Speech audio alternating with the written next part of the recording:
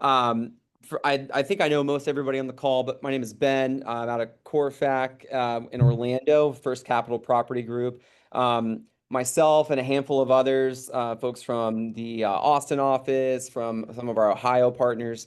We've all been working behind the scenes since the LA conference to put this session together. So just one of the things we heard from our next gens that really kind of bled out into the entire network was that we just want to kind of continue to add more professional development and ways to keep the group connected in between conferences. So it's really nice that we can log onto a Zoom call and just have fun, talk trash about sports, and I'll leave here in an hour just a lot more knowledgeable about everything tenant rep. So huge thank you to Todd out of Wolf WCRE up in Philly.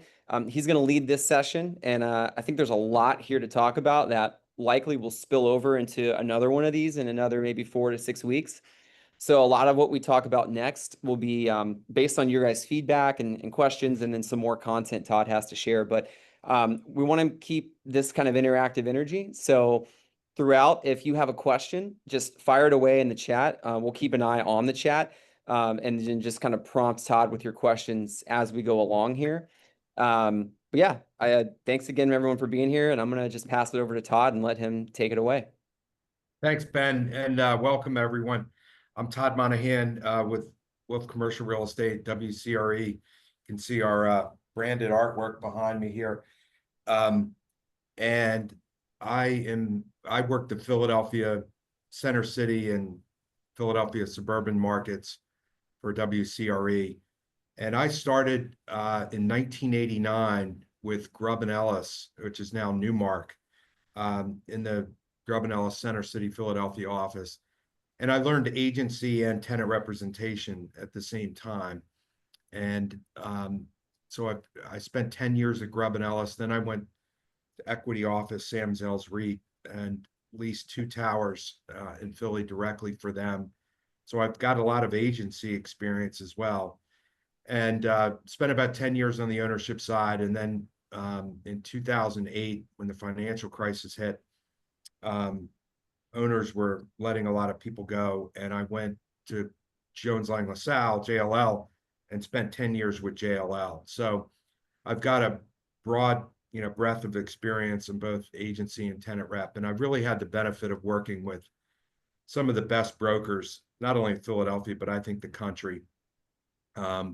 Have worked a lot with JLL brokers in New York City, who will brag that they're the best on the planet, naturally. So I offered this at the CORFAC conference in LA to Next Gen, just to share best practices and some of my experience and some of my documentation and deliverables. And I think that's a key differentiator in representing tenants is your deliverables. I think frequently there's a committee of decision makers. It makes it very easy if there's one decision maker and your sole interaction is with that person. But frequently there's a committee and you've got to gain consensus for decision making. And hopefully, this training session, helps you develop that expertise. So when I think about prospecting for tenant representation, you're making calls. What's a common objection you hear right away? Well, it's, I already have a broker, right? You're going to hear that 1,000 times, and you need to have a comeback for that, right? If you hang up the phone or walk away every time you hear that objection, you're walking away from a lot of potential business. So you should have a quick response to that, something in the order of course you've got a broker. You're a smart business person. You're obviously already leasing space. I would expect nothing less. The question is your broker updating you quarterly on your market? Are they sharing relevant lease comps in your immediate submarket or in your building? Have they shared the last couple of lease comps, of deals done in your building? Have they offered to abstract your lease and prepare a report comparing your rent to the market and outlining a strategy for your next lease? So at least have a comeback, plant a seed so that maybe you can follow up with them again 6 months or whatever it is, because you don't know how strong that relationship is. And I've been around long enough to see brokers, leave firms, leave the business, what have you. So you never know when that existing relationship is going to end and when there might be an opportunity, right? So anyway, have a comeback for that objection. And then what I offer to do is we offer to read a tenant's lease, abstract it, prepare a situation analysis, cite key issues and recommendations, compare their rent to the market. And we offer that free of charge and with no obligation. It's really an opportunity to demonstrate your subject matter expertise, that you're willing to go the extra mile, and that you're willing to outline a strategy for them for their upcoming lease expiration, whether that's 5 years out, 3 years out, a year and a half out, what have you. So I wanted to share an example of that.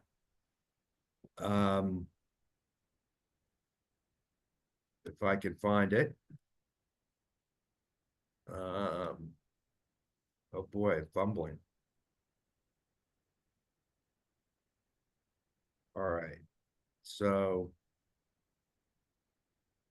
I need to find it.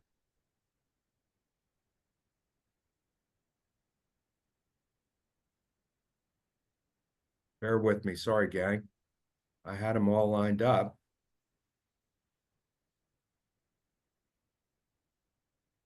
So I approached this company named Athena Global, and they had an existing lease for 10,000 feet. And they didn't explain it at the time. They felt they were probably paying above market, but weren't sure. And they also knew that they had a right to terminate their lease. So they're in 10,000 feet. They were in the 6th year of a 10-year lease. So I read their lease, and this is the report I prepared for them. So it's got an executive summary, situation analysis, key issues and recommendations, the actual lease abstract, lease comps in there. Hey, Todd, we're not seeing that document on your screen. We're seeing your files. You may need to drag it over where we can see it.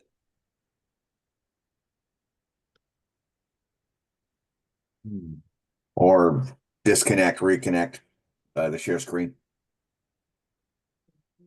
Okay.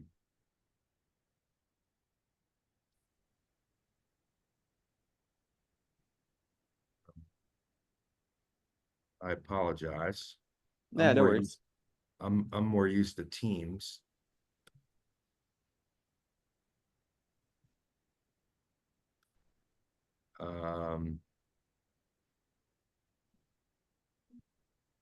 Is that now visible? No. I think you just got to share your screen again. We're seeing the group still. Todd, I'm going to have Gab come in and help you. All right. And what a good looking group it is. Yeah. If you can't look at a lease abstract, then this is Yeah. the next best thing. Some millennials to the rescue. Yeah, I'm a dinosaur. Hey, Gab, our marketing whiz is going to come in and help me. So I've got the PDFs down here. I want to share this. So I hit share. Here. And then we're gonna click on which one you want. That one. There we go. Share. All right, so now it should be sharing. Just make sure everybody sees it. Hey, thanks, Gab. You're welcome, guys. All right, sorry about that. So there's our beautiful skyline. So this is the situation analysis. Here's the table of contents, executive summary, situation analysis, key issues and recommendations, the actual lease abstract, comps from their submarket, which we call Market West, are one of our quarterly reports, and then just a brief bio about me. So here's the executive summary. We're going to share this with anybody who wants it. we're compiling, you know, a list of documents to share with everybody within CORFAC. So we're going to create a repository. So this will be available to everyone. But I just very plainly explain that this report contains a situation analysis of their lease and their 2 amendments, their right to terminate at the end of the 88th month, and when they need to exercise that. Then I go on to say, based on market research and recent lease comps, it's clear Athena Global is paying above market, and that there may be an opportunity to renegotiate their lease prior to the early termination. So clearly, I've identified that this early termination right is a leverage point that they have with the landlord. And I never go into a tenant rep assignment with an agenda to relocate them, right? It's all about creating leverage and helping your client, putting them in a position to win, whether that's renewing their lease or perhaps relocating. So I go on to say that this report includes key issues and recommendations, lease abstract, comps, etc. And then I further to go on to say, you know, a little bit about my experience, but we provide this with no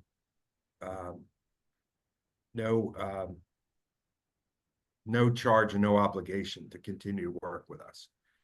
So then I get into the situation analysis about their current lease. They have modern functional space, but clearly they're paying above market, and citing that they have the right to terminate. Then I go into a little bit more detail when the right to terminate is, the notice date that they need to give, which was February 28th of this year, and that it was unusual, but they had to request the termination fee from their landlord. And here's a point, and I made this to my client. Whenever you negotiate a lease and your client has the right to terminate, shortly after they sign that lease and the construction's complete, there should be a First Amendment which identifies how much that fee is going to be. In this case, we had to request the termination fee amount 7 years later, and the property manager changed, and it was a total fire drill that they could pull together the cost of that project 7 years prior and determine the early termination fee. You should always have that fee calculated either prior to the lease being signed.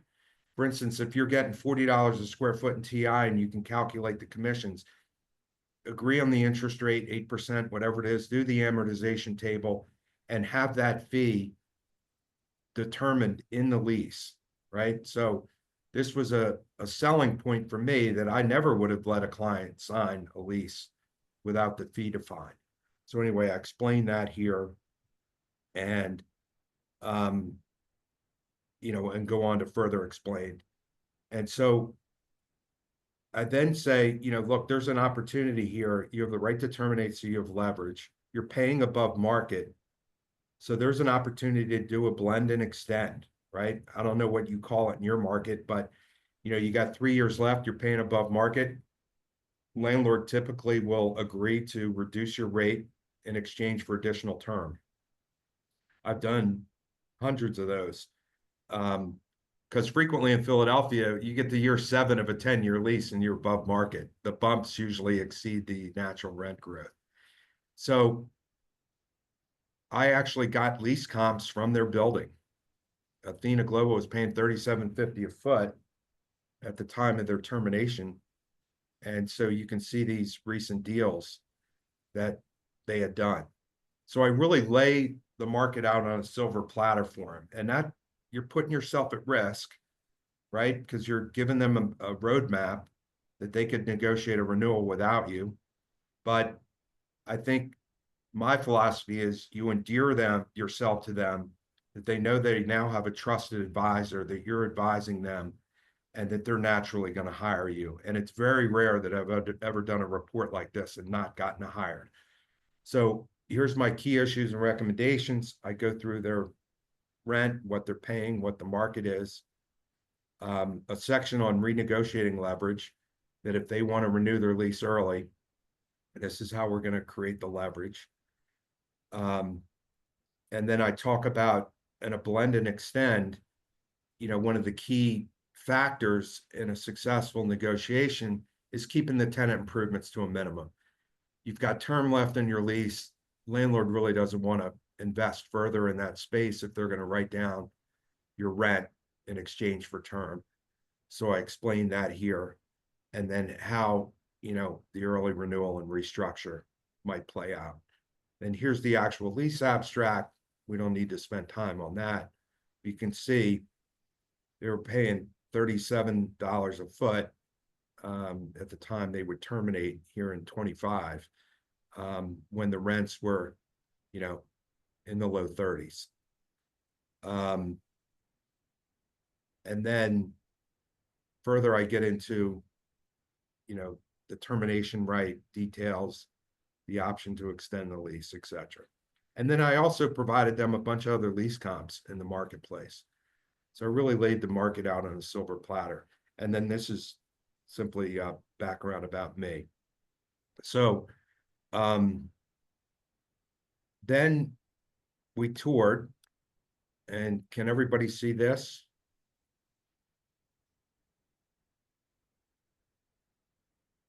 This building survey? Yeah, we can see it. Yeah, we're Okay. with, So, if they ended up needing what they thought was 15,000 feet. So maybe you don't want to be this extensive on a tour, but we like to put a tour book together. List the buildings we're going to tour. I'll do the CoStar 1-page summary. And then we like to put the flyer for the building in because it's got all the amenities. It's got the nice pictures. It's got the floor plates. And then we leave a notes section. And so we'll actually, put a nice tour book together for them.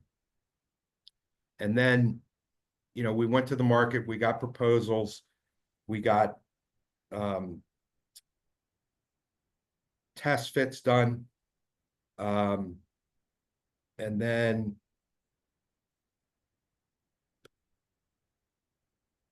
where is my, bear with me.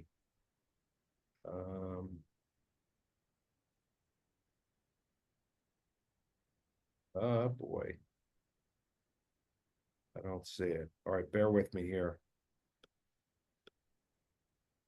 So once I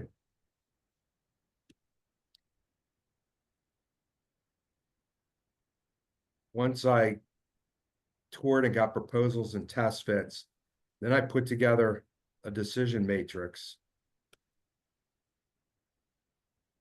where I have all the financial analysis. Bear with me. Sorry, guys.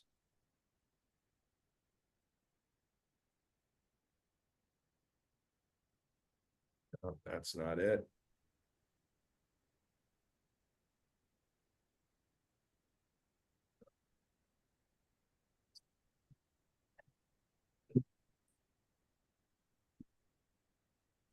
Bear with me.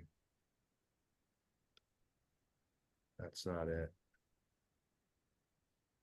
All right, I'm gonna have to go back. Here it is. Todd, Todd, there was a question in the chat, like if you can do this. And Bennett asked, how did you get them to provide you with the current lease for this? Well, so, all right, that's a good point. So we have a 1-pager that we send out via email, and then we will mail it. And we've lately been cold calling prospects and literally physically going to their workplace and walking into the reception area. And, pre-COVID, a lot of times you weren't going to be successful getting a meeting, walking in and cold calling. But we've actually been pleasantly surprised because for 5 years, people have not been walking into their workplace and prospecting. So we will email, call, and then print out this page and another page, the tenant rep process, and literally drop it off. And we've been able to meet decision makers showing up in the workplace. So this is a one pager where we offer to do this report, right? We call it the quick facts and situation analysis. We'll provide, complimentary analysis of your lease, prepare an in-depth report, abstract the lease, prepare the situation analysis, cite key issues and recommendations, and we'll work with your team to develop, a clear strategy. And then we have a disclaimer down here where we say this is, at no cost or obligation. So that's a nice one pager that we send out. And, we get a pretty good response to that because it's no skin off their back. And we'll offer to sign an NDA, non-disclosure agreement, if they feel that's necessary prior to them sending us our lease. And then, so here's what I call the decision matrix. So this was the final short list of buildings. 1601, 1700, 1818, and 3 Logan. And in each, I have a proposal, the financial analysis. We had 2 different versions in there. We actually got bids on the test fits and then the actual test fit itself. So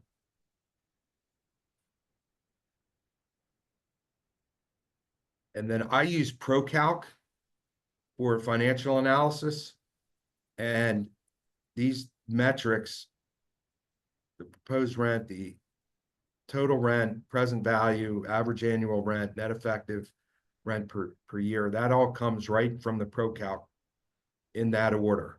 So it's very simple. And then I compare the capital stack of each building. That's a big topic of discussion. Landlords always say to the tenant, we want to see your financials. Well, now tenants are saying to the landlords, we want to see your financials. We want to know when your loan matures. We want to know what your loan to value is. We want to make sure if we sign a long-term lease in your building that you're not going to hand the keys back to the lender. So here's a proposal from 1601. Don't need to bore you with all those details. And then here's the ProCalc financial analysis. And I like ProCalc, it's very clean. This PDF of the cash flow is very user-friendly. And then down here in the lower left, the yellow box shows you all the metrics that end up going in that decision matrix. So you just cut and paste those numbers. And then here's further discussion, and these are verbiage taken right from the proposals. Any right of first offer, right to expand that we got, primary tenants, just kind of all the details from the building. And then I add some commentary down here, pros and cons. Here's the test fit. And then I go on to the next building. And they ended up signing a 11-year lease in 3 Logan for 20,000 feet. It's a $10 million deal. And they just signed at the end of January. So this ended up being a very successful engagement. Spent 2 years working with these folks. So anyway, that's a very brief discussion of the entire tenant rep process, from prospecting, offering to read their lease, doing the situation analysis report, going to market, shortlisting buildings, getting proposals, getting test fits, and then ultimately the conclusion. And I think all this documentation, because they had 7 people on their decision team, these deliverables were very helpful for them because they could then, discuss without me present, what next steps are and what they were comfortable doing. So are there any questions about that? Going back to the beginning, when we talked about prospecting, can you talk a little bit about, this is obviously a deal you wanted, right? This is a strong group and 10,000 square feet, and you have your parameters, but when you come across a group where you're starting that relationship, but then maybe you've decided it's maybe not worth your time, right? Or you're in a tenant rep relationship where you need to initiate the breakup. Can you talk a little bit about your decision process on your end to protect your time and your effort when you're going this in depth to service your clients? Yeah, I mean, I don't like to work on something less than 5,000 feet, but I now have a young partner, Joe Fox, who's 18 months in. And so we've decided, 2,500 square feet, that I can work with him and he can represent them. And we'll do an abbreviated, you know, lease abstract and situation analysis. Your time's valuable. Obviously, what I showed you was kind of the best that I can do because it was worth my time. It ended up being a 20,000 foot lease. But maybe you want to do a much briefer report. But I still think, if you are going to represent them and you go to the market, you should still do the tour book, still do get the proposals, do the financial analysis. I think that's basic blocking and tackling. And as you mature and your career grows and your cutoff begins 5,000 feet, 10,000 feet, whatever it is, you got to start somewhere. So, if you get a 2,000 foot tenant, maybe you want to do one of these reports just to practice. And then you've got a case study that you can show, future prospects. This is what I did for my last client. So, but yeah, that is always a tough decision, Ben. Is this client going to be worth putting all this work in? So you have to decide that for yourself. But I think for your first one, if they're 2,000 feet, 2,500 feet, offer to read their lease. That's good practice. You get good at abstracting that quickly. And the secret is to kind of cut to the chase. All right, you have 18 months left on your lease. Maybe your renewal notice is 12 months. And so, I tell clients, if you've got a 12-month notice for your renewal option, you probably want to spend a good 6 to 12 months prior to that, just making sure you want to exercise that renewal option. A lot of cases, a renewal option will say at fair market value, but in no event less than the last year's rent that you're paying. Well, maybe you're above market. That doesn't do you much good. So I've actually had clients pass on exercising the renewal option and still stay in the building and renew, but outside of the parameters in the renewal option, right? Because if you can demonstrate you have leverage, you've got proposals from other buildings, and that you can achieve a lower rate than what you're paying, then, you might want to renew, but not through the language defined in the renewal option. So, but the key is to read the lease and kind of cut to the chase, right? What are they paying compared to the market? Are they above market, below market? If they're below market, then they probably want to ride out that lease until the bitter end.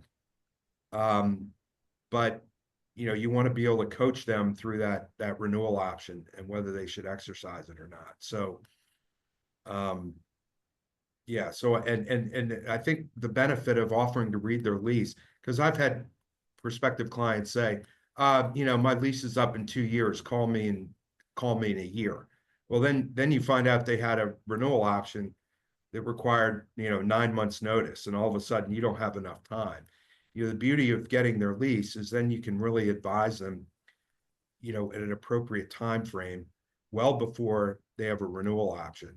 And if they don't have a renewal option, they really need to go to market to get leverage, right? And to create options and alternatives so that you can go to the landlord and say, hey, we can move down the street for less. We'd prefer to renew. So we'd like to request a proposal. So I don't know if Ben.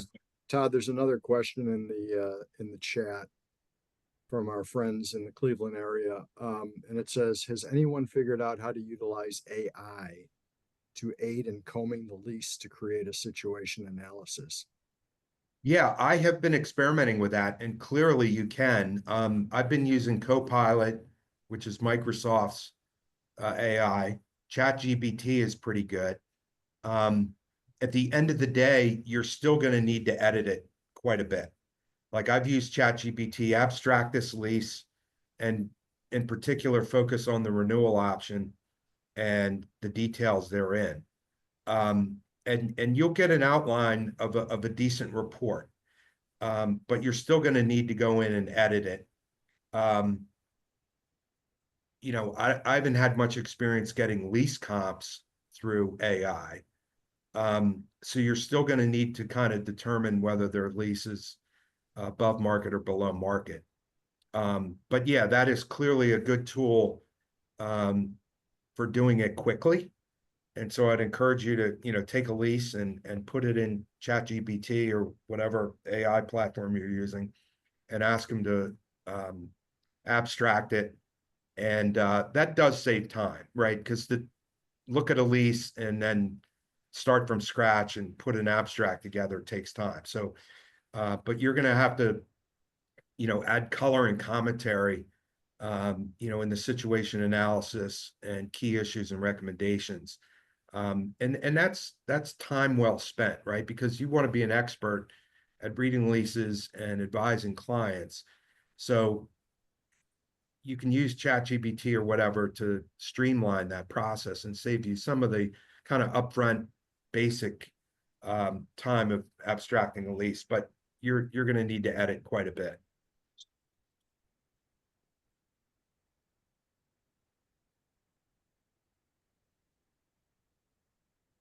There's Anyone also a else? response. There's also a response in the chat from Danny Butters, who uh, gave some advice on how they've used it and be careful that it's not violating anything.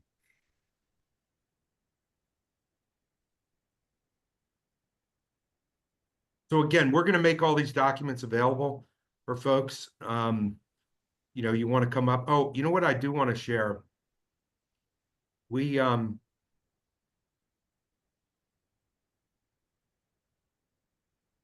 this is a document that we send out, and this is kind of just our key differentiators.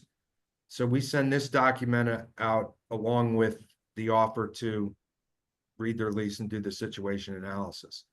And it's basically about WCRE, our market expertise, our in-depth experience, our thoughtful and careful analysis, creative strategy development.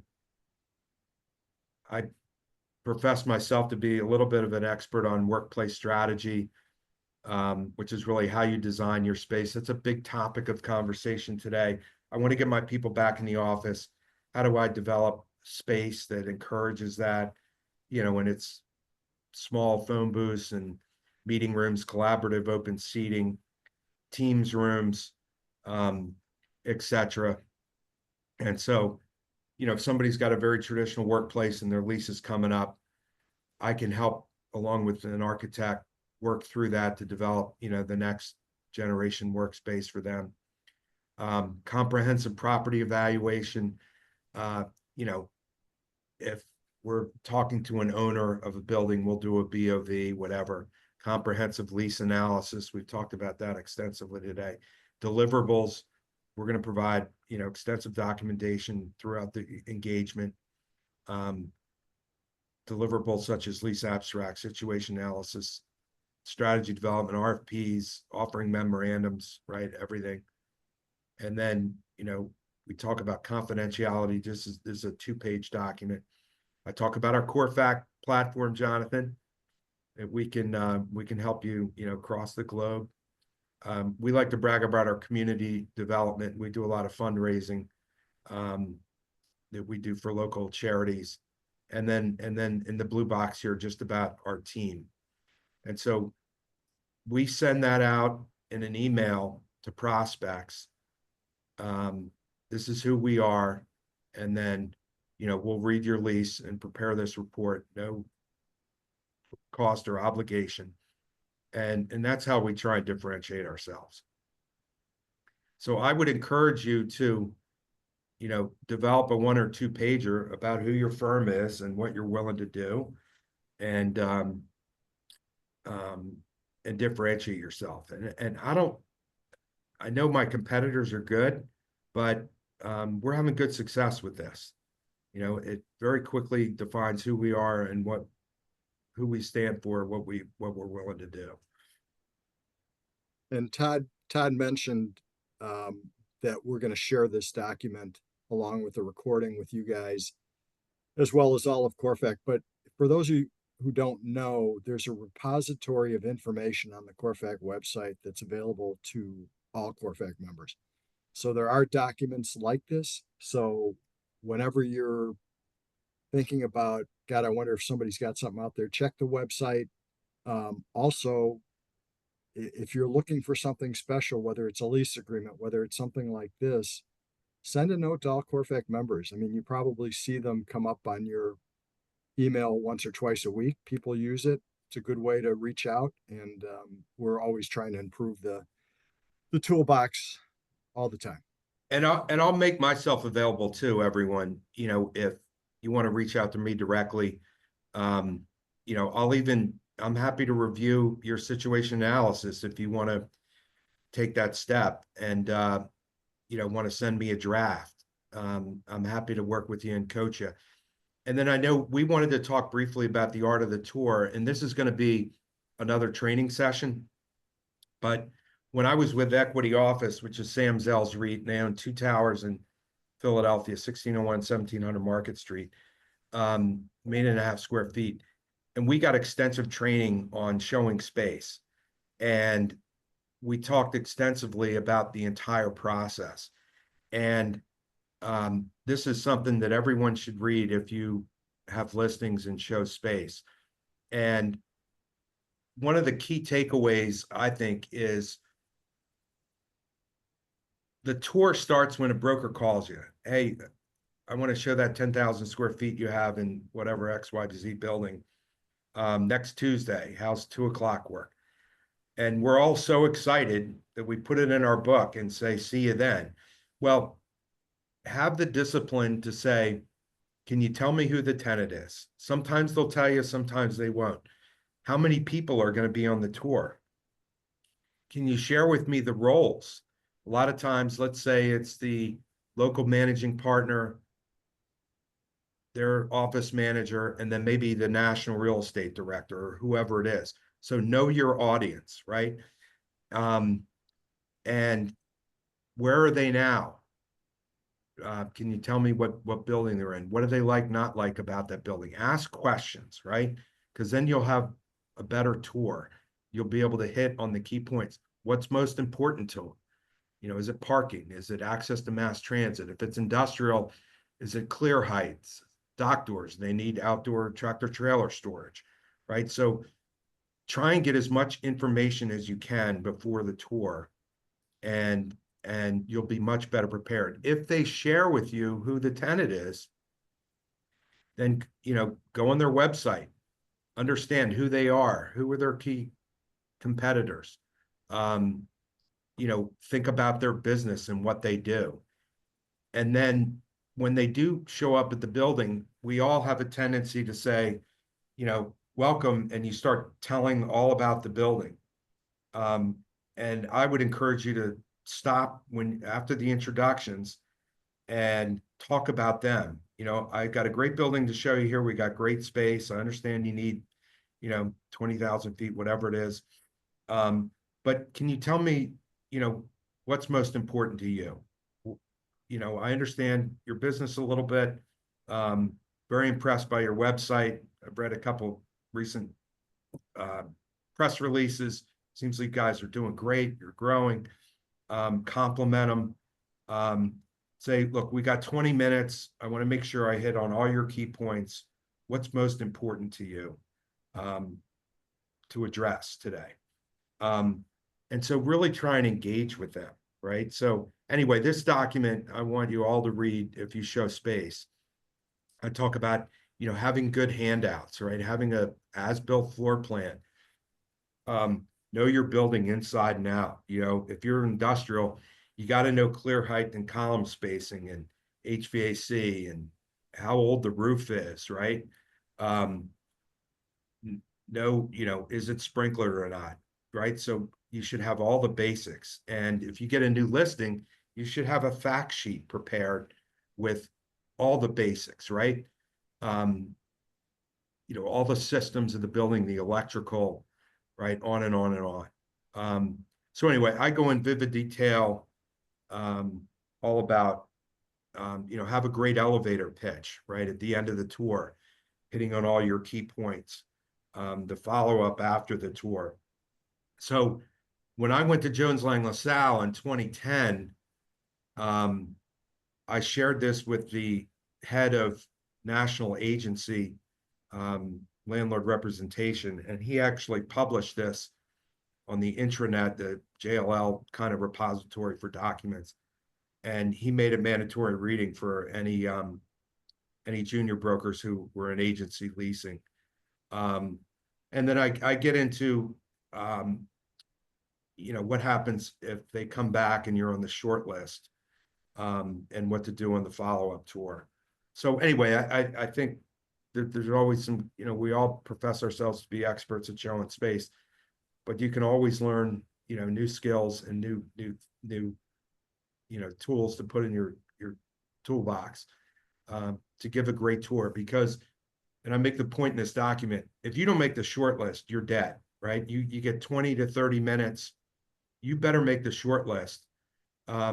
We've probably all been in situations where we talked our way back onto the short list, but then you're fighting uphill, and you are coming at the potential transaction from a weak position, right? You want them to leave that building saying, we want to be there, you want to be on the short list, and play from a position of strength. So this is all about, how to give the best tour you can, and hopefully put yourself in a position to win. Hey, Todd, Todd. Todd, can I add something real quick? Yeah, please. For those that know Mike Lipsy, Mike taught me years ago, all of us, that back in my Colliers days, when you're touring with a tenant and you got 5-7 buildings on that tour, and you have 15 minutes, like Todd just said, to convince the tenant that this will be their potential home for the next 5 to 10 years. And Liberty Property Trust, who's, I guess, now Prologis, they were probably the best in our Philadelphia region. When they showed space, they had the owner, the property manager, the maintenance tech, the leasing reps, everybody came to that tour. So every possible question was answered. So, for anyone that's doing landlord rep work, I think it's important to make sure you have that accessible when you're showing your spaces. It definitely stands out, because most brokers will hand the folder, they'll show the space, and it's goodbye, good luck. Yeah, at a minimum, try and have the property manager there. And, if the property manager is not used to going on tours, encourage them to do so, because they can answer a lot of questions, and you can say to the prospective tenant, this is who you're going to be dealing with every day. And they're really good.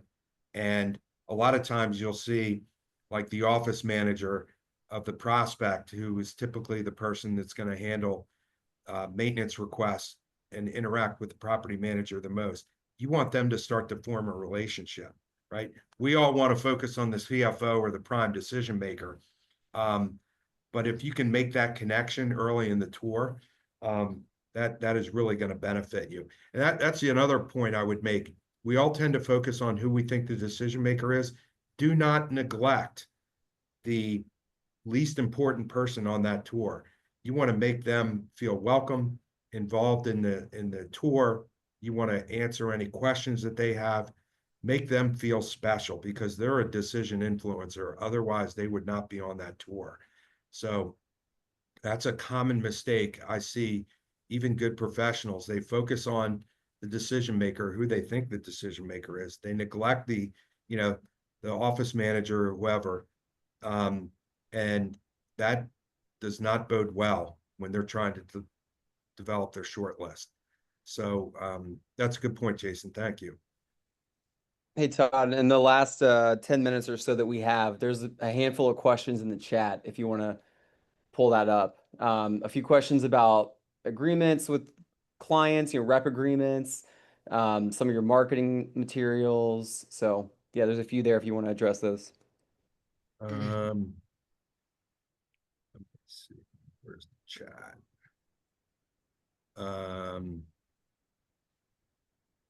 I see a lot of. Actually, if I could make a quick point on tenant rep, this is Marcus, the San Francisco office. And Hey. when we run up against some of our competitors, they have in-house capabilities that we as a small firm simply don't have. So what we do is align ourselves with third-party vendors, project managers, IT folks, furniture people that become part of the team that help that tenant along in the process. So we mostly chase, mid-sized companies that also don't have any in-house capabilities. So they're looking for a whole lot more expertise than, for example, when we do deals with Wells Fargo, their real estate department is 1,100 people strong. They don't need anything from us except just signing a lease. But a 20,000 square foot tenant that's just operating with an office manager is going to look for construction management, project management, move coordination. We develop documents and platforms that offer all these services, and then when appropriate, pull in third-party vendors or subcontractors. So that is just something to consider as you align yourself with other people in the industry. When we look at hiring people, there's nothing better than hiring somebody that comes out of a related industry, either an architect or a project manager that becomes a broker, because they bring a skill set to the table that's valuable to most tenant rep assignments. Great, thank you. All right, I'm going to go rapid fire. I see, talk about when you have clients sign an exclusive tenant rep agreement. So typically, if I get an opportunity to read their lease and do the abstract, and I get that meeting, I'll ask for an exclusive then, right? And it's a fairly innocuous agreement. It's a year agreement. They can terminate in 30 days if they're not satisfied with my service. But a lot of times we'll get an opportunity and prospective client will call and say, I'm looking for 5,000 feet. Can you help me? I'll put together a very quick survey within 24 hours of buildings that I think suit their needs, and then do a desktop review of that. And then naturally that leads to a tour. But before the tour, I will say, look, we're going to go to the market. We need your permission and right to represent you in the market. And we'd really like you to sign this agreement that says, we have the right to speak on your behalf. And it's a little bit of a soft sell. You're not asking them for an exclusive, although that's exactly what it is. So we try and do that before the tour. Sometimes I'll do the first tour and they see my level of expertise and that I've identified buildings that are going to work for them. And I'll ask for the exclusive after the tour. And at that point, they're kind of half pregnant with you, so to speak, and you're already working on their behalf. So hopefully that answers that question. And one tactic to pass the buck a little bit on this is you say, as you always do, hey, my services are free to you, but for the landlord to compensate me for my services, they will need this signed. And which is sometimes true, not always true, but it less, I guess it lessens the burden coming from you and more puts it back on the landlord. That's a great point, Joe. I don't know if you guys followed the national news on the residential, but I wouldn't be surprised if that starts trickling into commercial, because it already blends that really outlines representation agreements. As you know, buyers reps in the residential can no longer rely on just being paid a fee by the landlord. They need to identify in contracts as to what their fee is going to be, so the buyer actually is informed.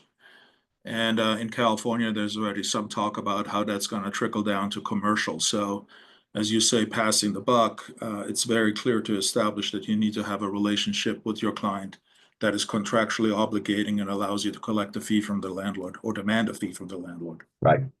So luckily the national firms will be doing the pushing for us on that, where they can lean a little heavier Where, you know, like in the 80s, there was no buyer representation, but CBRE or Coldwell Banker was a pioneer there. So I hopefully it doesn't come to commercial, but it may. Yeah, we had a bunch of ballot measures in California that was pushing very hard to eliminate dual agency so that Yeah. there is a clear delineation. Last time it was defeated, but who knows how much longer it's going to last. Yeah, you never know on the ballot measures. Yeah, I think everyone should just get comfortable asking for that exclusive. And you gotta have your elevator pitch, right? I'm gonna work really hard for you. I'm gonna show you everything that makes sense. I'm gonna negotiate hard on your behalf. I like Joe's point of saying, you know, landlords are gonna pay us, and they're gonna want this agreement. So because they've got to go to their superiors, and so, you know, we're gonna need, you know, you sign this document that we represent you in the marketplace. I see a question about sending out the marketing materials. Yeah, we start with an email, then we follow up with phone calls. And if that's unsuccessful, then we literally are walking in with printed versions with our business cards and trying to get them in the decision makers' hands. So, and I'm finding a lot of recent success with that because it's been 5 years since people have walked into their offices, literally since COVID. So we've been getting very warm greetings from people. Oh, what are you doing here?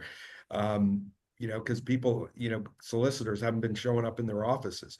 So yeah, we do email, phone calls, snail mail, or physically dropping them off. I see a question about the platform we used to put together the tour book. Our marketing person, we sent them the CoStar one pagers. We send them the flyers of the buildings, and they scrub the broker contact info off of that. And she puts those together, and I'm not sure what platform, but I think PowerPoint, you could probably easily put your tour books together using PowerPoint. But if you want to send, I think that's from Chloe Stubblebine. If you want to send me an email directly, I'll find out what platform Gablionetti uses. I see another question. How do you deal with issues with building condition? Well, if the building's in bad condition, you know, the landlord's going to have to address those issues. So that should be in your RFP, or if you get a proposal, and then your counter proposal should outline things you identify. The roof leaks, you know, the parking lot needs to be paved, whatever it is, that you expect the landlord to do that. Hopefully that answers that question.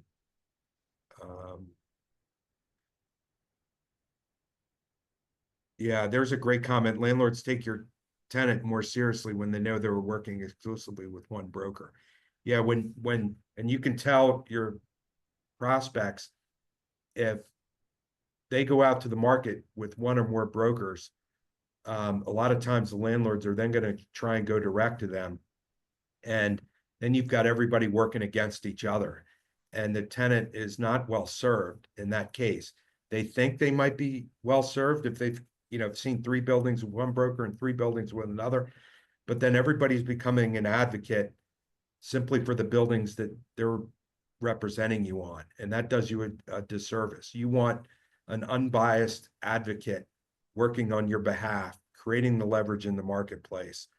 And that's where you're going to get the best outcome. So you need to practice that pitch, right? Because that's key. I see. It also, Go ahead. sorry, Todd, Ray Lyons in Toronto. Also avoids when a tenant works with a number of brokers, they're often competing against themselves. The landlord thinks they have multiple inquiries because they hear it from more than one broker that there's a requirement for X thousand feet. That's right. Creates confusion in the marketplace. Yeah. I see from Boyd Commercial, what software service do you use to create these reports? Publisher? I'm not sure. I'll find out and let you know. Well, I think we're right at noon. I'm happy to keep going. I want to be cognizant of everyone's time. I would just say, well, first of all, Todd, thank you. This was awesome. We had 50+ people on it. I hope everybody got something out of it. I know they did. We will share the recording and the document with everybody on the call. We will put it in the CORFAC toolbox. We try to do these type of programs at least once a month. As Ben mentioned, we have another next gen sponsored one coming up soon. We've also got one on working with developers, AI.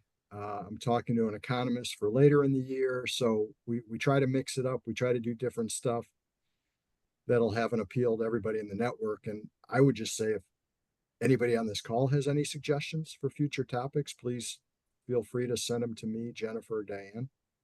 But anyway, if you want to continue, Todd, feel free if there are other questions. I have a last minute plug here. I want you all to swim upstream with your clients and ask them if they have any real estate requirements in Philadelphia. A shameless plug. There you go. But I think the point is, we all want to build on the CORFAC network and tell our clients with conviction, look, we have expert professionals in a lot of markets, and we'd love an opportunity to work with you in other markets where you have real estate requirements. And I do believe that. And I think going to the CORFAC conference has really given me that confidence. And we have really good real estate professionals, not only around the country, around the globe. And it's important for all of us to swim upstream and try and get those out of market requirements and be in a position to refer the business. So.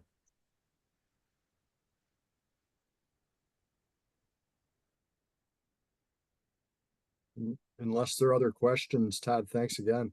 This was awesome. My pleasure. Thanks, Jonathan. Thanks, Todd. Thank you. Thank you so much. Thank you. Good seeing everybody.